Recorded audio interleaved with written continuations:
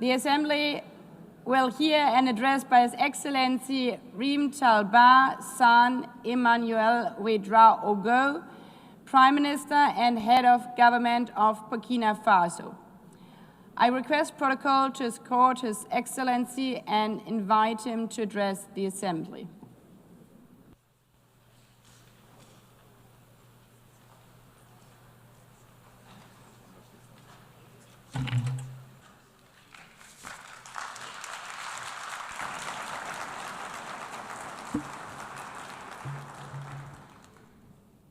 Madame la Présidente, Madam President, Secretary General of the United Nations, Heads of Delegation, distinguished delegates, ladies and gentlemen, it is my great honor and privilege to address you on behalf of President Captain Ibrahim Traoré, President of Burkina Faso, Head of State, during this session, to convey the voice of the dignified, honest people of Burkina Faso. I would therefore like to convey fraternal greetings to you, to all citizens of the world committed to peace and freedom. Madam President, on behalf of Burkina Faso, I would like warmly to congratulate you upon your election to the presidency of this, the 80th session. Your election bears witness to the trust of the international community in your leadership, your ability to listen to other views, and to dialogue. In Burkina Faso, you will find a sincere, constructive, and committed partner. I would also like to express my gratitude to your predecessor, Mr. Philemon Yang. My gratitude for the high quality and rigor of the work he undertook during the previous session.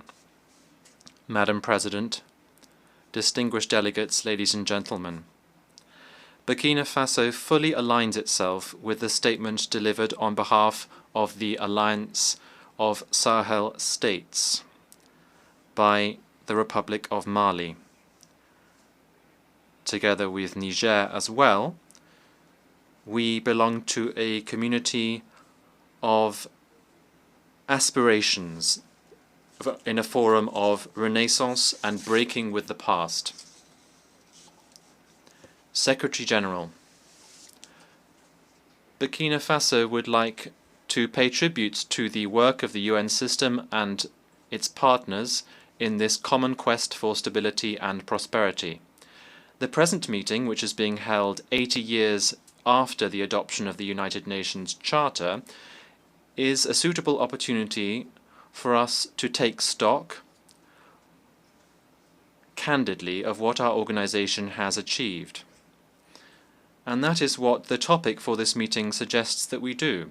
Better together, 80 years and more for peace, development, and human rights. This is fully relevant in light of our mutual commitment to bring about a world that is more just and to build more effective multilateralism. It is therefore part of this approach that should guide every nation, every sub-regional, regional, and international group. This is the oak anniversary after 80 years that should really lead for us to carry out an introspective assessment of what we have achieved. Rather than being a cause for celebration, this anniversary is in fact akin to looking at an embarrassing fiasco, a collective disappointment, and a structural failure. Because we have to be honest with ourselves, we should humbly recognize that even though globally there have been some achievements, there is rather a negative backdrop as a result of 8 decades of optimism that have been sorely put to the test, 8 decades of disappointment, 8 decades of shattered dreams, 8 decades of failure to meet the moment, in a nutshell. That is unfortunately the bleak picture of a UN that many of our forefathers from 1945, if they were still alive, would have struggled to accept. It is therefore difficult to celebrate given such a mixed backdrop to this anniversary. How can we understand the fact that Africa, the cradle of humanity, and where there are so many conflicts, and which represents more than 1 billion human beings, remains excluded from the Security Council's decision-making bodies? How can we accept the fact that peacekeeping missions, financed to the tunes of billions of dollars, are leaving our countries in the lurch and are leaving behind frustration and suffering rather than tangible results? The causes of this collective failure are well known to all, notably the member states themselves, who, after 8 decades, have, within this General Assembly, devoted their energies to defend noble causes and to propose realistic reforms without being successful in this quest. What can we do if the decisions of the General Assembly, which are not binding, are simply making it irredeemably inaudible and ineffective? Could we expect the Security Council to be more successful when it is tarnished by politicization and when it is powerless as a result of its inconsistencies and ineffective because of its permanent divisions? What is even worse is that this Council, whose role today is misused, the Council is in fact a troublemaker as a result of the tacit, underhand and sometimes active complicity of some of its permanent members, who are themselves major actors and financiers of the crises of our time. That is what the Security Council has become. It has become a pernicious body, which, as a result of the predatory behavior of some of its permanent members, they can decide which country will be on the Council's agenda, in which other country peacekeeping operations can be sent, as if to better legitimize their role. We are therefore powerless in the face of the failure of initiatives which are nevertheless good ideas as a result of the rivalries between states and the unresolved crises that are so numerous, the most emblematic of which is the conflict between Israel and Palestine, which has lasted too long. The sinful inaction of the international community in the face of a lack of trust and the authority of states which have been undermined by terrorists.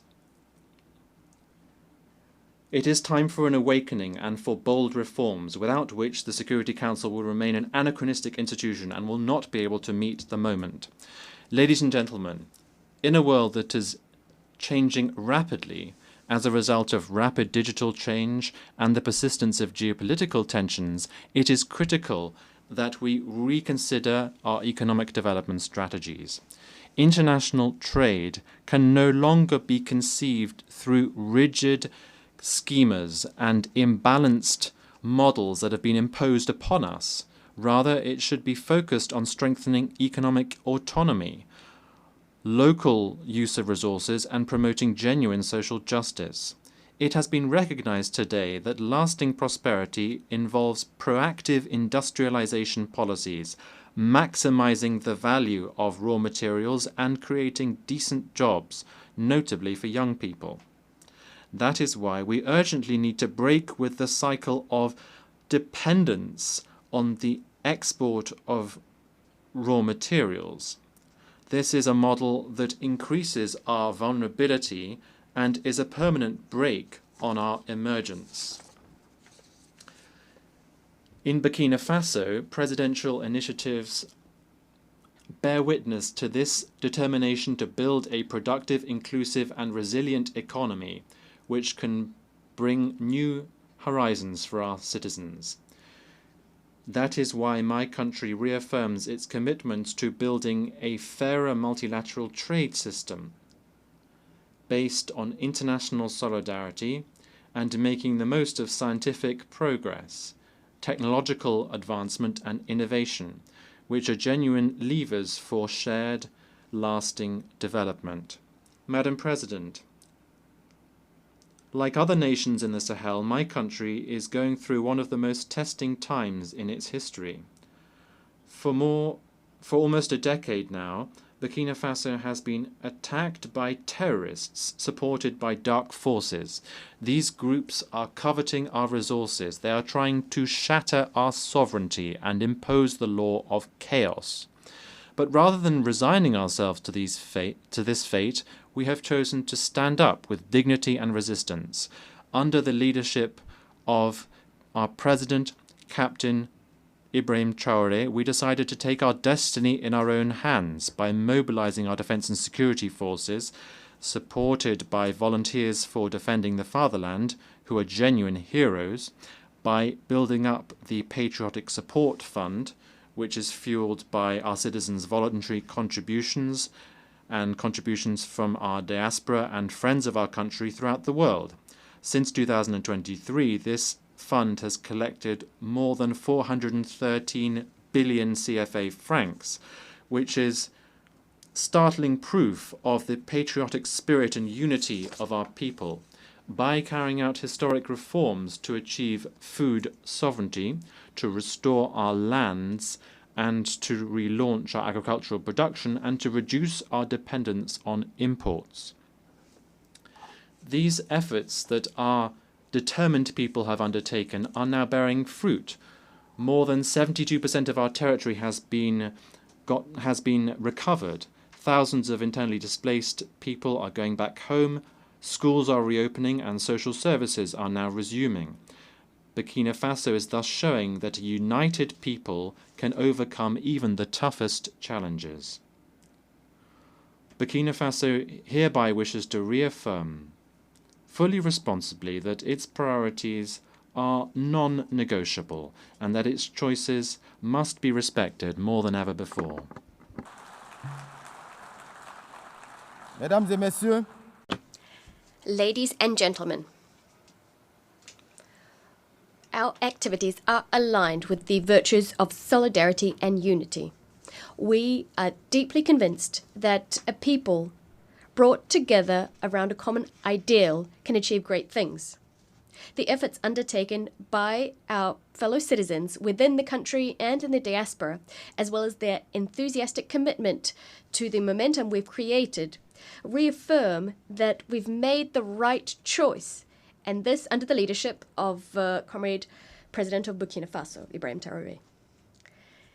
The enthusiasm carried by the Patriotic Support Fund and the presidential initiative Faso Mebo is an excellent illustration of this. Established in 2023 in support of the Action Plan for Stabilization and Development, the Patriotic Support Fund aims to mobilize additional national resources, endogenous resources, so as to build our defense and strategic investment capacity.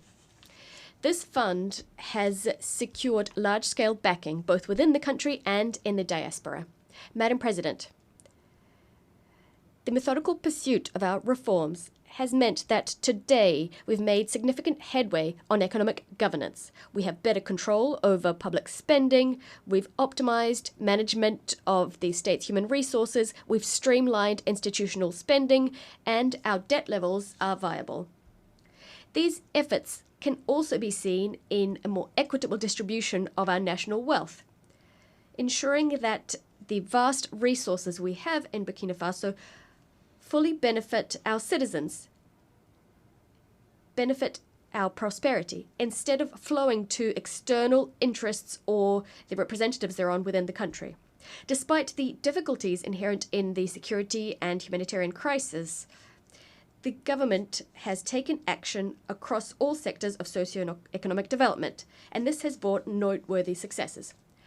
Ladies and gentlemen, this is why we are astonished by the condescending stance of certain UN agencies who feel it within their rights to meddle in our national debate using biased narratives which are divorced from the reality on the ground. We unequivocally reject the report entitled Children and Armed Conflict in Burkina Faso, which is peppered with counter-truths and the very title of which demonstrates semantic manipulation. I would like to use this opportunity to commend the courage of our combatants and to pay tribute to military and civilian martyrs who honorably gave their lives in defense of our sovereignty. Madam President, we've always stated that terrorism is being used as a pretext, a convenient pretext, for certain states to pillage African resources. Thus, our countries are being confronted with terrorism. These terrorists being the troops of predatory foreign armies. Some states are no longer hiding this fact. They are publicly proclaiming their support provided to these criminals. A case in point is France. The Macron regime's public media, in addition to the daily disinformation it offers, has become a mouthpiece for the communication of these criminals, perpetrators of cowardly, barbaric attacks committed against our peaceable citizens. On this note, we'd like to reiterate our call for a response to be given to the request submitted on the 20th of August 2024 by the member states of the Confederation of Sahel States. This was addressed to the Security Council. To this day, this request has gone unanswered. This ongoing silence further discredits this institution, leaving doubts about its implicit connivance. What's even more concerning is the fact that some members of the Security Council are continuing to trample over Resolution 1373, which is actually binding. This resolution imposes the suppression of terrorism financing, strengthening border controls, and enhanced international cooperation. In the Sahel, we've taken note of this reality. As a result, we've adapted our security arrangements to the reality on the ground, in addition to revising our modalities of cooperation with certain countries. Madam President, we remain convinced that the United Nations should be the framework for dialogue and cooperation. But what we're calling for is a renewed partnership underpinned by mutual respect, equality, and genuine solidarity.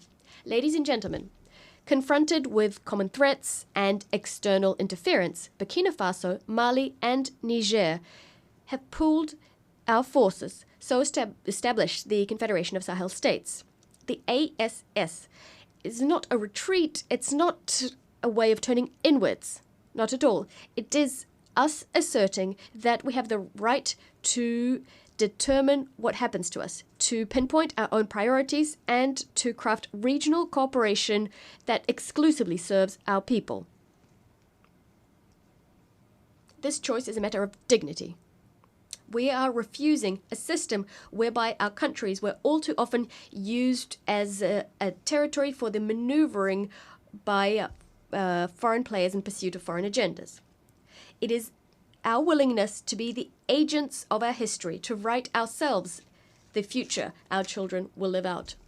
The ASS is in keeping with the fight of Pan-African figures such as Thomas Sankara, Patrice Lumumba, and Kwame Nkrumah. Today, a new generation of leaders is taking up the baton. Firmly convinced, and this conviction brimming with inspiration, the inspiration given by the father of the August 1983 revolution, the idea that only struggle liberates.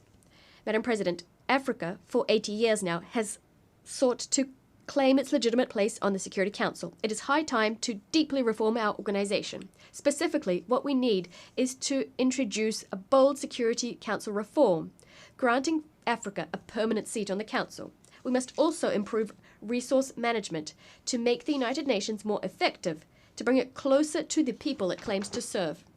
We must also staunchly address the structural causes of international injustice, whether that be terrorism that's been instrumentalized by some, the embargo on Cuba, sanctions against Venezuela, Russia, Nicaragua, inter alia, and the Israeli-Palestinian conflict, the impasse that surrounds it. There's also the role to be played by China in our future. There is also the specific case of the Bolivarian Republic of Venezuela. We'd like to reiterate our unswerving support to the Venezuelan people, which for decades has suffered campaigns of isolation, illegal sanctions, and constant provocations. Faced with this flagrant interference in the sovereign affairs of this nation and this economic attack, which has disastrous humanitarian consequences, we'd like to express our solidarity with this country, Venezuela. Venezuela, which is resisting with dignity so as to maintain its right to craft its own destiny, free from ultimatums and foreign diktats. We appeal to reason and to diplomacy to end all hostile actions directed against Venezuela. Mr. Secretary General, I would now like to address you. It is high time for our organization to change paradigms, because today the United Nations finds itself in the same situation as the defunct League of Nations. The UN isn't able to make its voice heard, to ensure that its own principles are upheld. It's not capable of ensuring compliance with its decisions and resolutions by the powers that be. It's incapable of ensuring respect for international law, of settling many conflicts, or ensuring that it lives up to the task of addressing current challenges.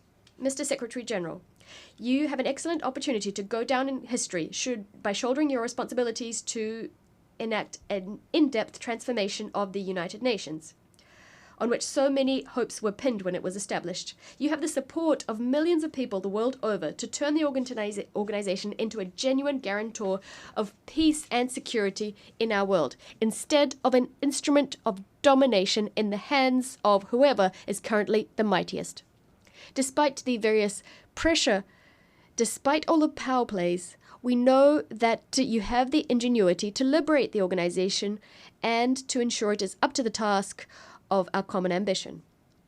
Madam President, turning to development issues, Burkina Faso applauds the holding of the 4th International Conference on Financing for Development. It is our hope that the conclusions drawn in Seville will contribute to the advent of a financial architecture that's more equitable, which respects the sovereignty of states and support genuine transformation of developing countries. In a similar vein, it's absolutely vital to address the factors which serve as a brake on the full implementation of the Sustainable Development Goals, which are supposed to enact positive transformation in our world under the auspices of the United Nations. Ladies and gentlemen, 80 years after the penning of the UN Charter, our organization has not fulfilled the hopes pinned on it in 1945, far from it. 80 years on, our world brims with injustice and suffering. There are risks of yet another large-scale conflict. They are becoming increasingly palpable. This is a source of concern for the future. But it is not too late to give new impetus to our common home, the impetus it currently lacks. Burkina Faso, true to its Pan-Africanist heritage, would like to reiterate its faith in renewed, fair and equitable multilateralism. We will resolutely defend our sovereignty and our dignity. However, we will also stretch out our hands to all nations enamored of justice, freedom and solidarity. Long live the United Nations organization, a reformed organization, a credible organization. Long live the Confederation of Sahel States. Long live Burkina Faso, a dignified, sovereign country standing firmly on our own 2 feet. Motherland or death, we shall prevail. I thank you.